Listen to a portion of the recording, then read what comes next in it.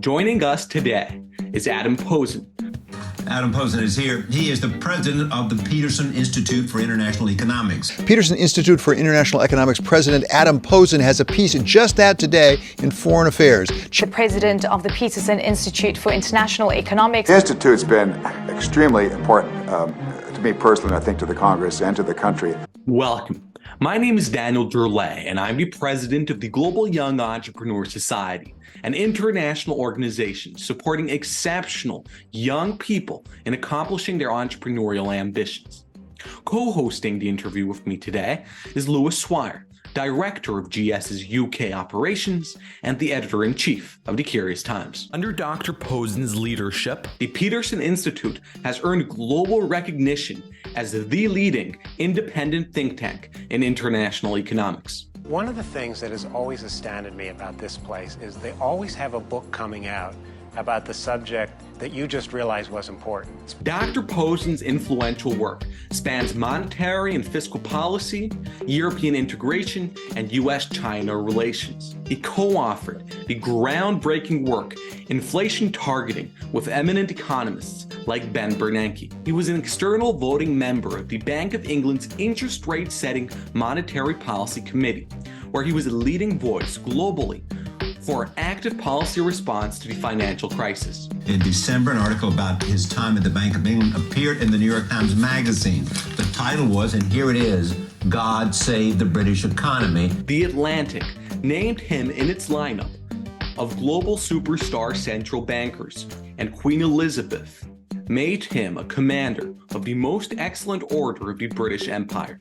Dr. Posen served 7 terms on the panel of economic advisors to the United States Congressional Budget Office. He received the Order of the Rising Sun from the government of Japan in 2021 for his distinguished work in advancing US-Japanese economic relations. With prestigious affiliations like the Council on Foreign Relations and the Trilateral Commission, and is an agenda contributor at the World Economic Forum, Dr. Posen is a sought-after advisor by global policymakers and investors alike. We are delighted to welcome Dr. Adam Posen.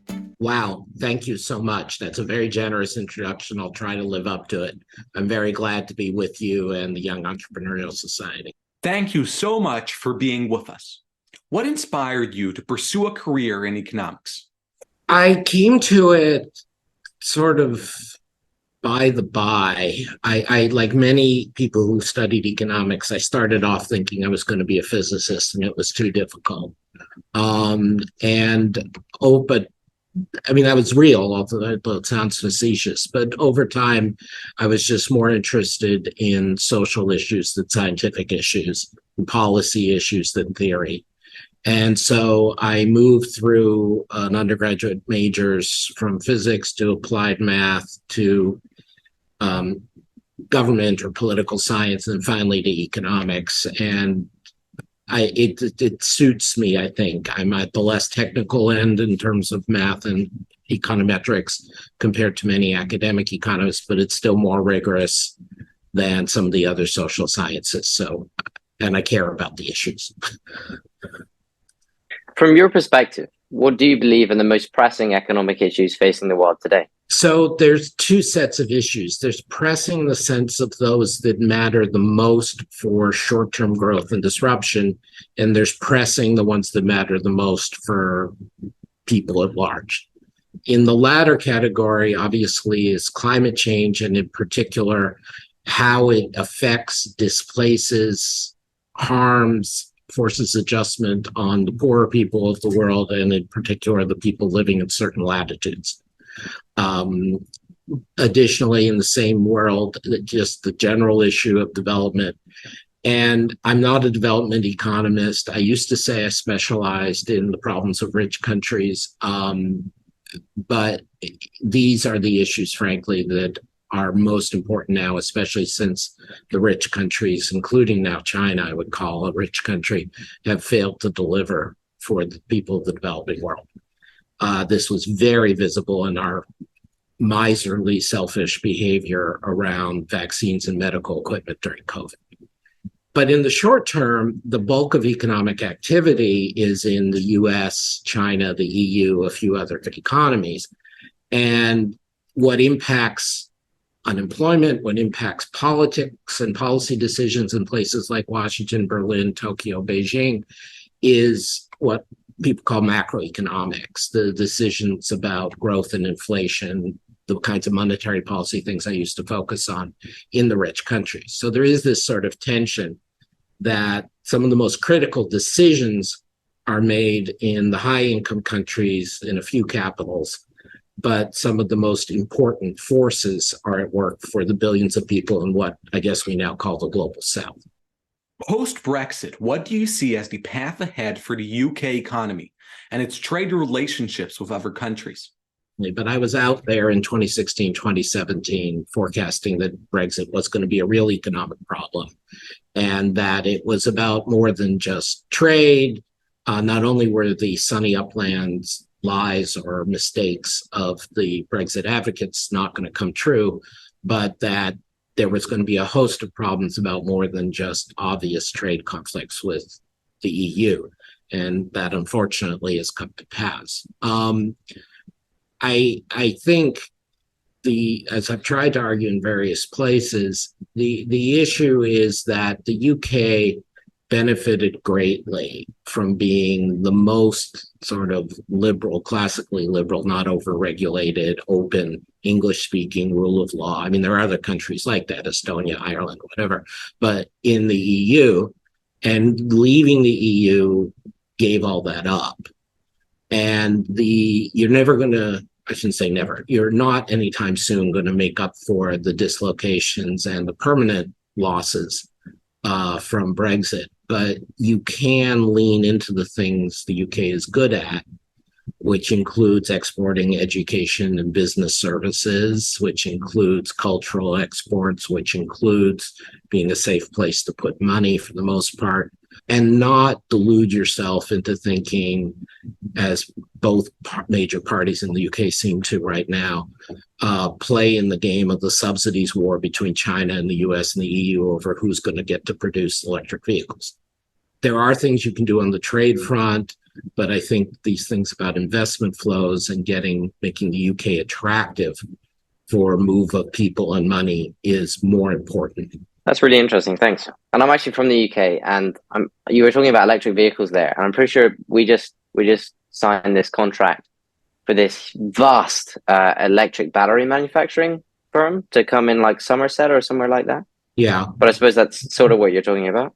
Yeah, I mean, governments do this all the time, and fine. The issues are how much subsidies governments put into getting those jobs, and how much you have available, the kinds of workers and the kinds of capital. So in the US right now, we're having this huge boom in construction of manufacturing similarly for electric vehicles, for batteries, for semiconductor components, but particularly at the more technical end, like with semiconductors, we don't even have the skilled workers either to build the right kinds of plants or to be employed in those plants. So, it's all good headlines for politicians when you do this, and particularly you say, oh, I'm putting this plant in this particular spot where there may be locally depressed workforce, or, it's election, you want to get that spot to vote for you. But in the big picture, it's a very inefficient way and not always a successful way to improve your economic situation. Yeah, no, I totally agree. And I think the UK government spent hundreds of millions securing the deal. Yeah. Okay. Yeah, certainly interesting. For sure. I'm not a complete, Chicago free market person. There's plenty of things the UK government can be spending on. And I've argued in recent Peace and Foreign Affairs, they should be doing certain kinds of public investment. They should be upping wages for people in the public sector. What you were just saying about spending hundreds of millions for a particular plant in a particular spot is not a good use of their money. In light of recent inflation trends, what challenges do you foresee, and what actions should policymakers take to address them?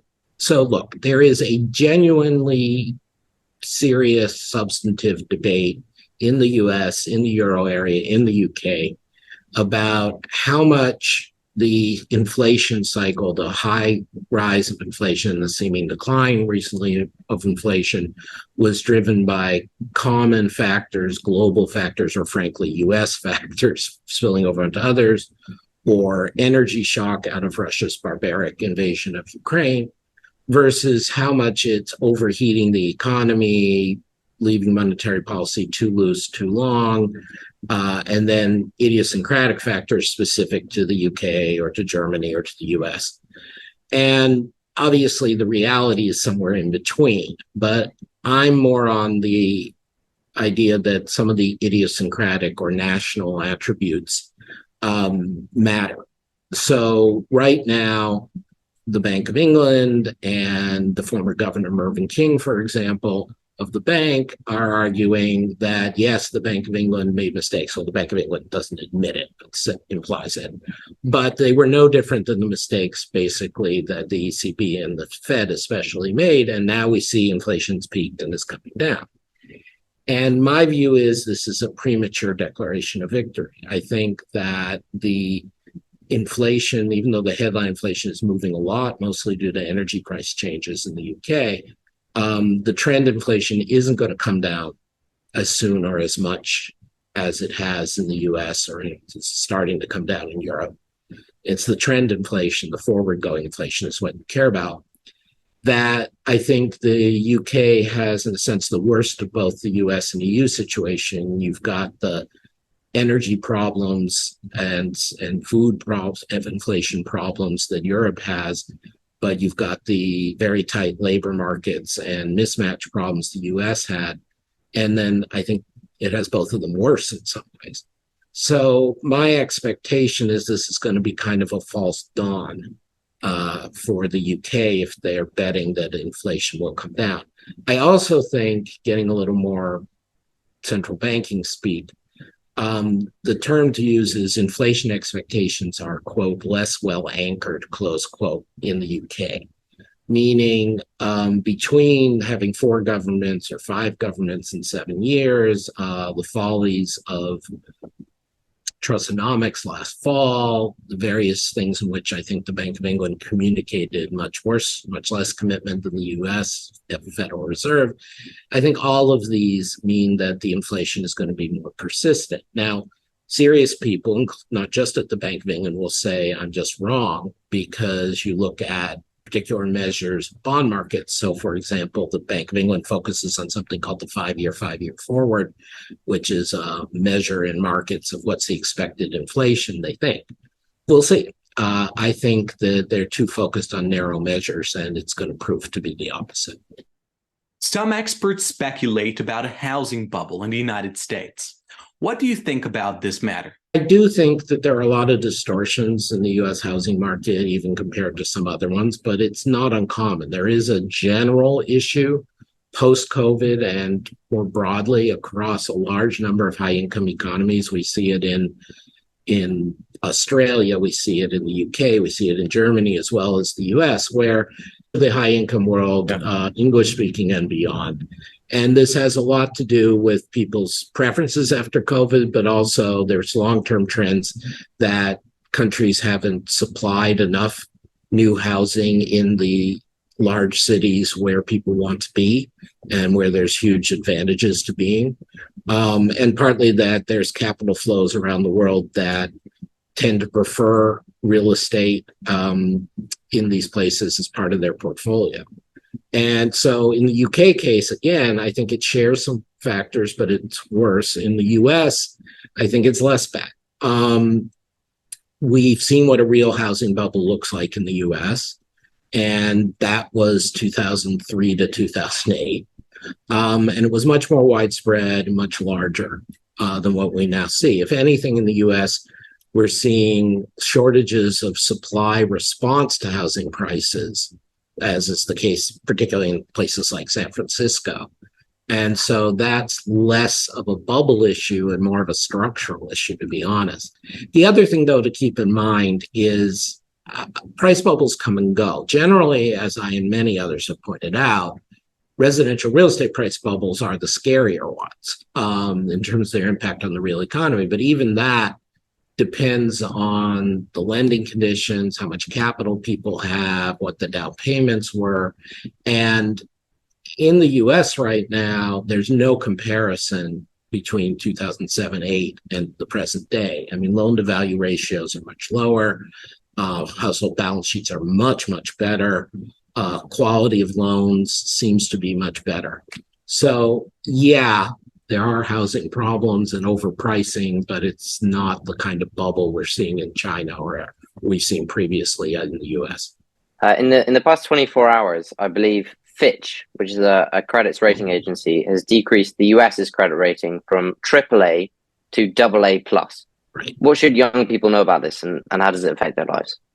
So I think there's a lot of things young people should know about this. The first point is it's not going to affect their lives, unfortunately, in the sense that the U.S. government, Congress, in interaction with the president is doing a really bad job of making decisions about the budget. This is primarily due to the right-wing Republicans, not entirely, but mostly, very much mostly. And that's a real concern. And it is a governance problem, not just an economic numbers problem. And so it is worrying. We wish we could do something about it. And frankly, there may not be anything to do about it except hope that the right-wing Republicans lose their majority. The other things you should know is credit ratings agencies, there's Fitch, there's S&P, there's Moody's, there's a few others, are meant to perform a useful service, which is there are so many thousands of bonds out there. It's very hard for investors to evaluate them. The difference, and so you want to, if you're looking at companies in particular or subnational governments in the US and elsewhere, ratings agencies' ratings often contain a lot of information the market doesn't have. They're not always right, but they're useful. And then there's shorthands in terms of investment that certain investment funds, if you're looking at a mutual fund, as it's called in the US, or an investment trust, as it's in the UK, they'll tell you, we only invest in AA and above bonds, for example. So there's useful things about ratings. The part that people don't get is that there's also sovereign ratings. So like on the US or Argentina or the UK or India, whatever. And the evidence that ratings agencies provide a lot of extra useful information on sovereign ratings is not as clear by any means. The final point is, for better and for worse, the US is an exception. So we have basically nobody's going to care, and the markets aren't reacting to the Fitch downgrade because there's a lot of reasons why people hold US treasuries. And as bad as our fiscal politics has become, there's those fundamental reasons are still there. So at the margin, as economists always say, this probably slightly increases the interest rate US has to pay, but not because of the Fitch rating, because of the underlying political issues. Where do you see the center of innovation moving in the coming years? And what industries or regions are likely to play a significant role in this development? You are right to think in terms of sort of two dimensions of location for innovation. You know, what's the technological cluster and what's the geographic cluster? Those two, it tends to be, although less so now with remote work and all these other things, but even then, it tends to be that you get innovations that are located in a particular space in a particular industry that eventually you hope spread out. And this goes back to what we were talking about the UK strategy going forward. There's no one-to-one guarantee that if you have top universities and good property rights and freedom of speech, that you will get the best innovations in those places, but there's generally a robust positive association, and the UK is in position to take advantage of that. The other factor, though, that I am knowledgeable about and that I'm not sure all your listeners and members are paying attention to is the US-China conflict is putting up barriers to open flow of people, ideas, investments between US and China. And beyond the literal barriers, it's scaring off and deterring that. And partly through genuine feelings of insecurity and partly through pressure from the US and alliance politics, other countries, including the UK, including Europe, Japan, Korea, are also having some barriers come up. While at the same time, some countries like Mexico, Singapore, are gaining because if the technically good people who want to come out of the out of China, need a place to go, and they can't go to the US, they go to some of these other places. So it's a complicated picture, but just to say the general pace of innovation and the fragmentation of innovation, and therefore thinking forward how much a given innovation then is developed and spreads may be much more narrow for the next several years, as long as the US and China are in this conflictual relationship. Considering China's economic growth, what factors will determine whether it overtakes the United States as the world's largest economy? I have an article, it so happens it was literally published today in Foreign Affairs, which is a foreign policy journal, which is titled, not my choice, but it's titled The End of the Chinese Economic Miracle. And so I believe that there is a genuine turning point that's passed for China. It's not just that they're autocratic or they have demographic issues, which we've known about, but that Xi and the Chinese Communist Party's approach to COVID, the so-called zero COVID policy, was so draconian and in the face and seemingly arbitrary to average Chinese households, small businesses, that they are much more fearful than they've been for decades. There was what I call a no politics, no problem compact since Deng came into office.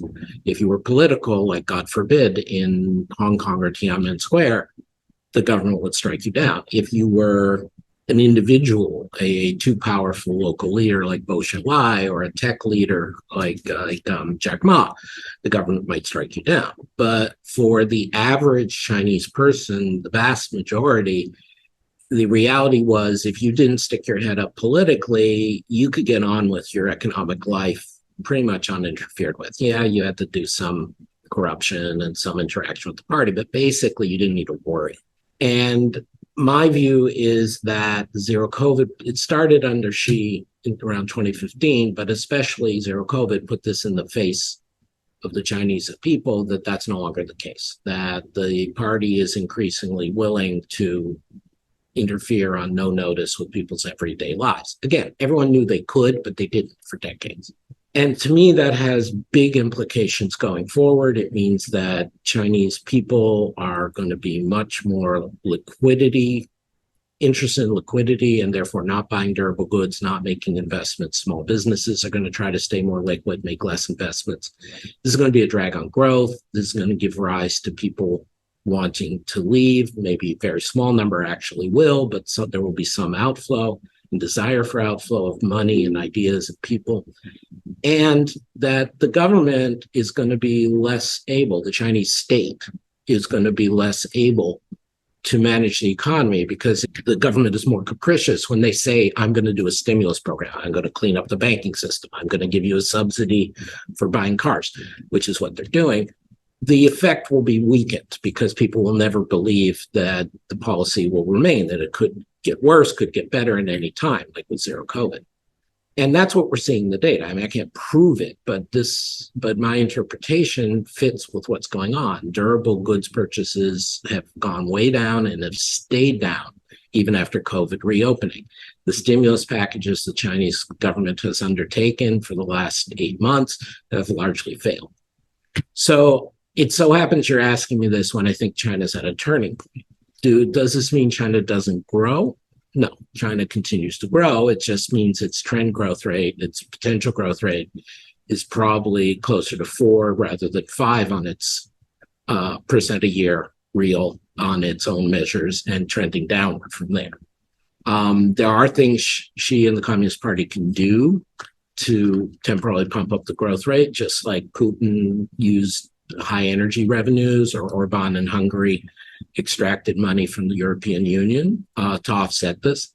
But ultimately, once you violate this, the autocrat can't credibly promise to not interfere, because then you're admitting you should have a limit to power, which is by definition not what they want to do. What's been amazing in China is since the late 70s and Deng, right up through the start of Xi's presidency, the Chinese leadership, the party leadership, was self-restrained. It obeyed this compact. It didn't interfere with Chinese people's everyday lives in terms of commerce. And so, long story, I'm sorry, but it's very topical and it's what I'm engaged with right now. I think the idea of China being an economic superpower rival, it's not going away, but they're not going to make a massive leap forward in growth from here. That doesn't remove how they may be very important politically, how they may be a national security threat. It doesn't say there aren't going to be specific Chinese companies and industries where they're very dominant. But the idea of the economic superpower overtaking the US and others for that matter, I think is now gone. As young entrepreneurs seek to deepen their understanding of economics, what media sources, publications, or books would you recommend? Perhaps stereotypically, but I genuinely believe the Financial Times has the best economics coverage of any regular publication in the world. If you read Japanese, the Nikkei has a similar high quality, but it's more focused on Japan. So I really think reading the economics parts of the FT, their columnists like Martin Wolf and Chris Giles and many others are a great place to be aware of what's going on. I will shamelessly say, I hope your members and listeners will check out the Peterson Institute website, PIIE.com, or .com for reasons historically, even though we're a nonprofit.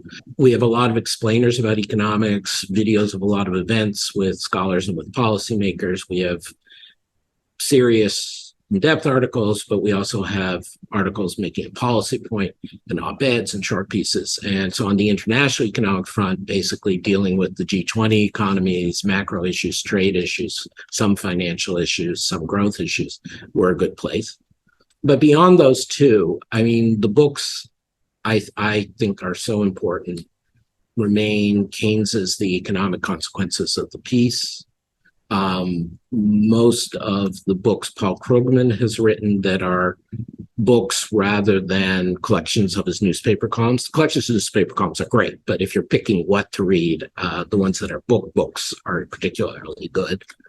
I think there are a number of economic journalists who've written good things. There was a bunch of good stuff written about the global financial crisis in 2008-9 crisis, including Neil Irwin and Andrew Ross Sorkin and Carlo Bastatin. There's a lot of good stuff out there.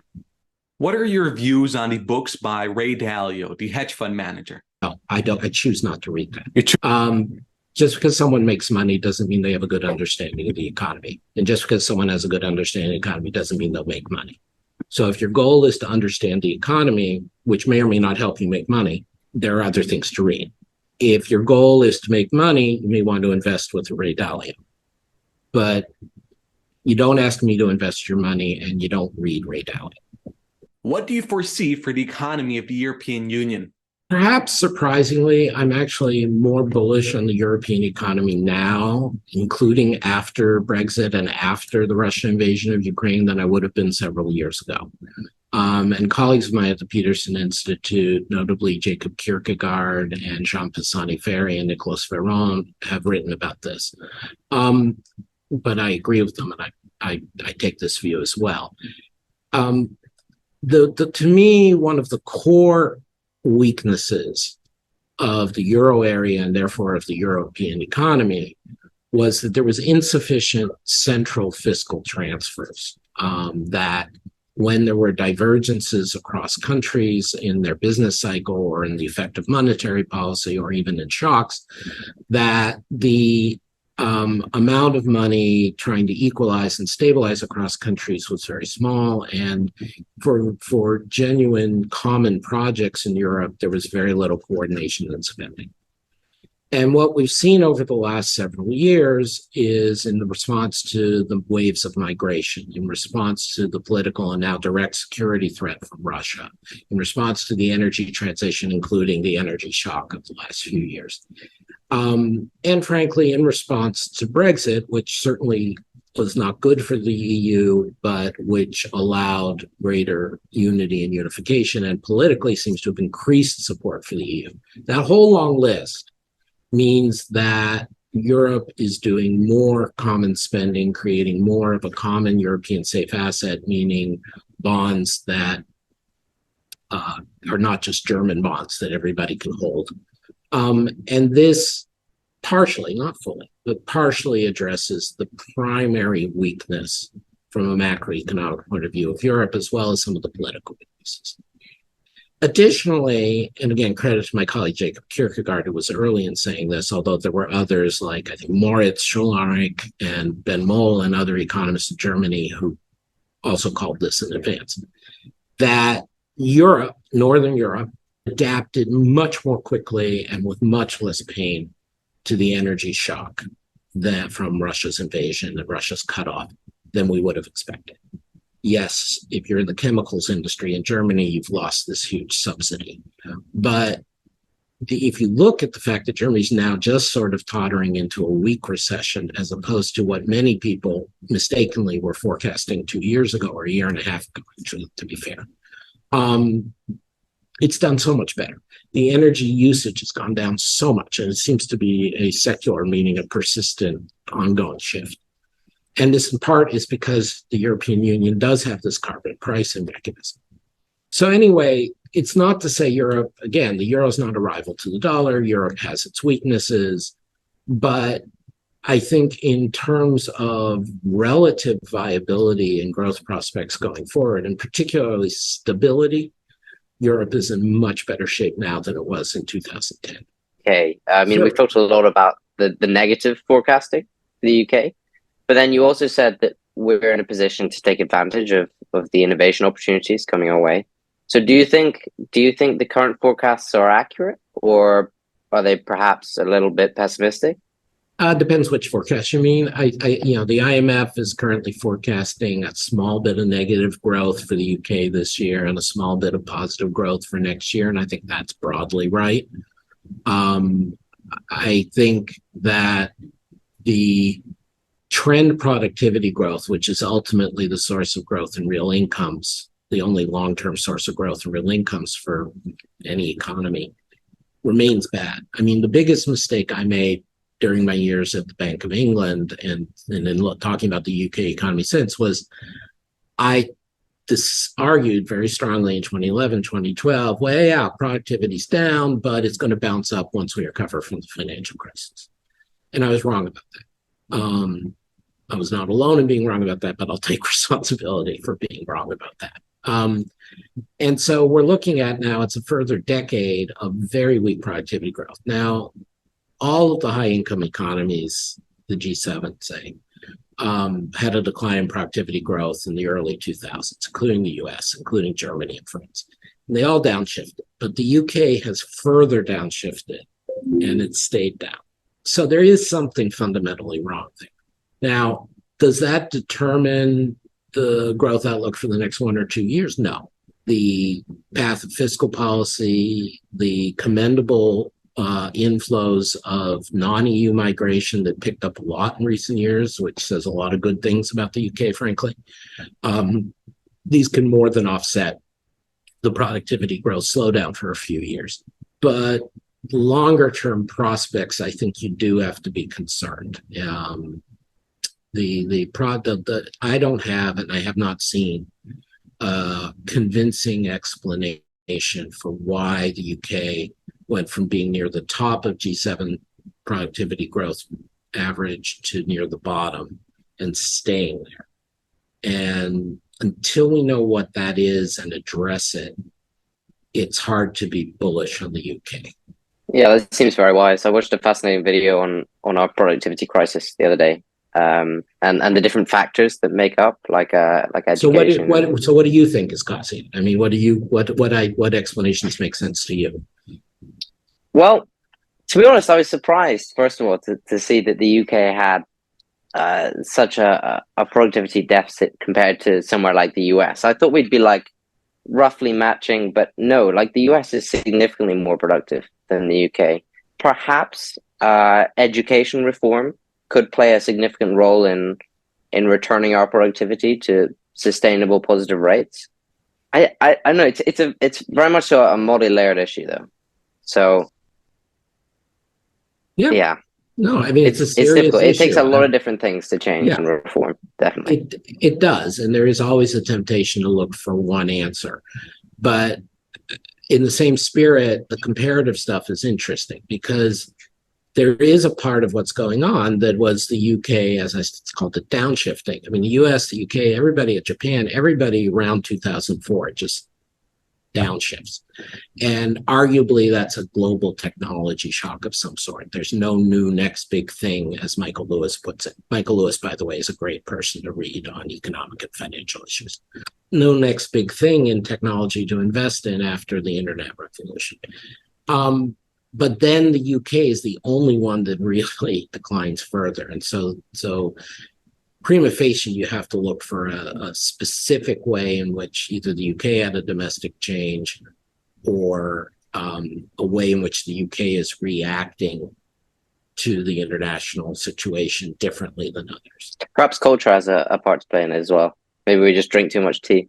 As an economist, I'm required to be skeptical of cultural arguments. In my past work, when I got involved working on Japan, which is a long time ago, there were a lot of cultural arguments about Japan's different this way, that way, the other way. And I and some others made the case, yeah, sure, in day-to-day life, but in economics, it behaves like other countries. So my default, I understand you're just joking, but just for the record, my default is to enjoy cultural differences as a tourist and as a reader and a viewer, but not rely on them for economics.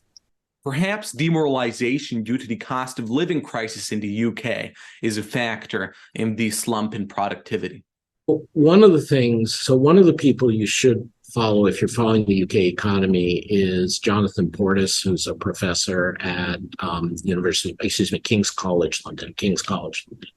And he's one of the leaders of a sort of virtual think tank, a group of researchers called UK in a Changing Europe. And they do an outstanding range of work, not just on UK Europe.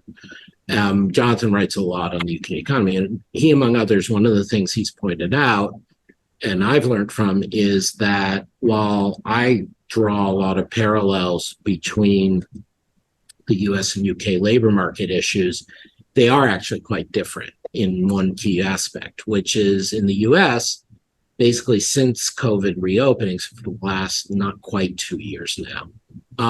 Well, I guess 2 years. The income gains have disproportionately gone to the lower end of the income spectrum. Whereas in the UK, to the degree there's been income gains, they've gone disproportionately to the higher end of the income spectrum. And anyway, it's a long-winded way of saying there are a lot of forces at work, but there is at least direct evidence that for working people, lower income people, the cost of living crisis is indeed worse in the UK than in, say, the US. What can we expect in terms of the US economy leading up to the election in 2024? Oh, I just, with colleagues at the Peterson Institute, updated our forecast. We're not like an investment bank. We don't have a huge team update, but 2 or 3 times a year we put out a forecast and we update it. We just did an informal update. Our view is consistent with something we've been saying for a while.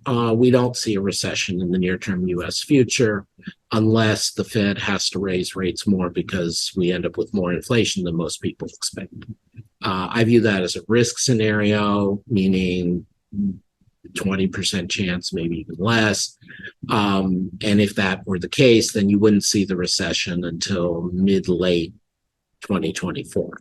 I think the more likely scenario is the U.S. continues to grow at below trend rates, meaning somewhere around 1%, well below 1.7, which is trend. And in that scenario, eventually unemployment will drift up. So it's currently measured at around 3.5, 3.6, and it'll probably drift up towards 4. And while that involves some humans losing their jobs, that is still a historically extremely low unemployment rate and taking place in a situation where our labor force participation, at least for prime age and younger workers, is as high as it was pre-COVID. So it's actually a pretty good scenario. Now, I don't know how much you're asking from an investment or entrepreneurial point of view versus a political point of view. One of the things which is very true in the US and seems to be true in a lot of other democracies, but is especially true in the US right now, is that people's perceptions of the economy seem to have a lot more to do with their partisan affiliations or their ideological views rather than what the actual economy is doing. So there are longstanding polls where you can ask people, you know, how do you feel about the economy? What do you think growth is? Things like that.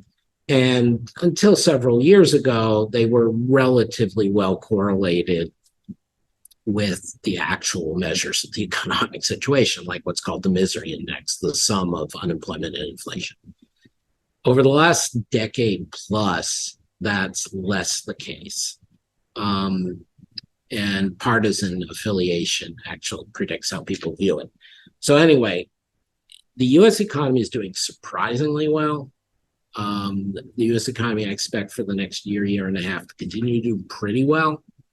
And I fear that people won't appreciate it. We have come to the end of today's discussion, which I found highly insightful and engaging and thorough. On behalf of the Global Young Entrepreneur Society, Dr. Adam Posen, thank you very much for speaking with us today.